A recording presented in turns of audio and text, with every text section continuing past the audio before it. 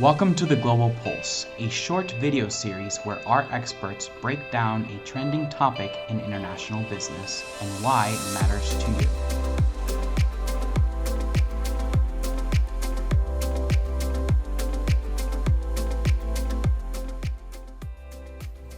Several years ago, I read a book called Travels of a T-Shirt in the Global Economy.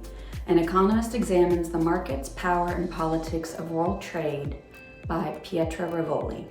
This book was following the life of a T-shirt that we might pick up in a Walmart and any other retailer here, as it went from cotton being grown in Texas to the cotton being shipped to China to be produced, to being shipped back to the US to be distributed here in our retail stores, and then finally these items, this T-shirt being disposed of and going to Africa as part of a charitable organization. Reading this book really opened my eyes to the things that are happening in my closet that are having global ramifications.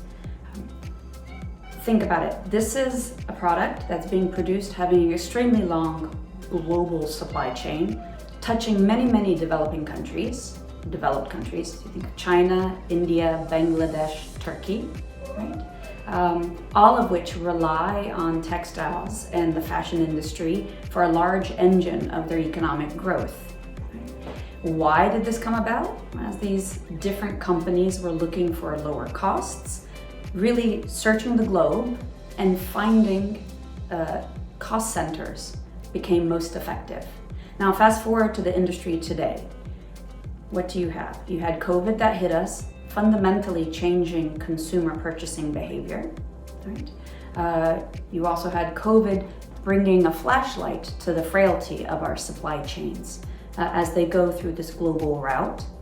You have the war in Ukraine and general geopolitical instability leading to increased energy costs, right? And uncertainty with regards to demand. And then finally, COVID at a fundamental level, having consumers re-examine what it is that they're purchasing and how much they purchase. In general, there's a common sentiment that there's just depressed consumer demand now facing the fashion industry. You have that on one side, and then you have on the other, the Gen Z and the haulers and the presence of social media.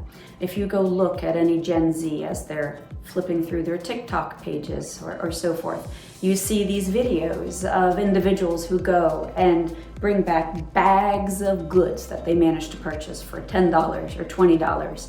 What's fueling this massive consumption is the social media presence of wanting to always look good, wear something new, wear something different than yesterday.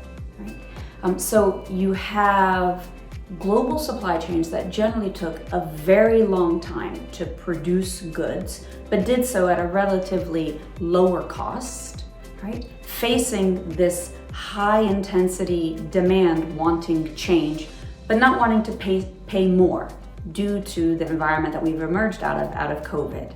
Right?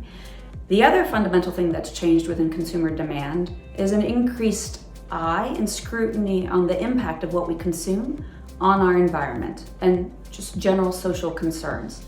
Right? So sustainability, ESG initiatives have come through as a new lens with which consumers look and ask, should I be buying this? What's its impact?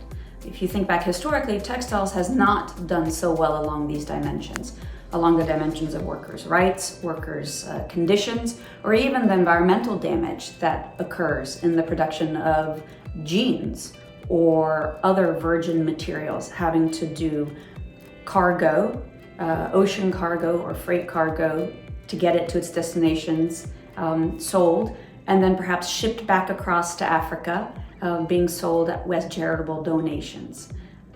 All of this leaves us in a different world today that's a lot more uncertain for companies in the global fashion industry. And they're needing to revisit their business models. Fast fashion leaders like Zara, which traditionally adopted nearshoring practices and producing in smaller batches, trying to meet this increased uncertainty around demand, are being superseded by newcomers like Shein, which is out of China, which are even producing in smaller batches, right? Not necessarily, though, picking up on the sustainability and environmental concerns and scrutiny with which consumers are now examining their purchases. What you're seeing is this emergence of two new types of consumer groups. The higher income, more disposable income consumers who may be flexing their ESG concerns through their purchases, but perhaps their demand isn't decreasing for new products. And then you have this more lower disposable income group of consumers that are looking to resale, bargain, and rental markets to help them address their demand for ever-changing new items superimposed with their environmental and sustainability concerns. You're seeing the emergence of companies like Rent the Runway here in the US, Fjorn in Norway, and Girl Meets Dress in the UK, just to name a few. Rental companies that are trying to take products, satisfy consumer demand for new things, but do so in a more sustainable manner. What is clear is that the global outlook for the fashion industry for the near future is highly uncertain, and how the cards will fold have ramifications across the globe.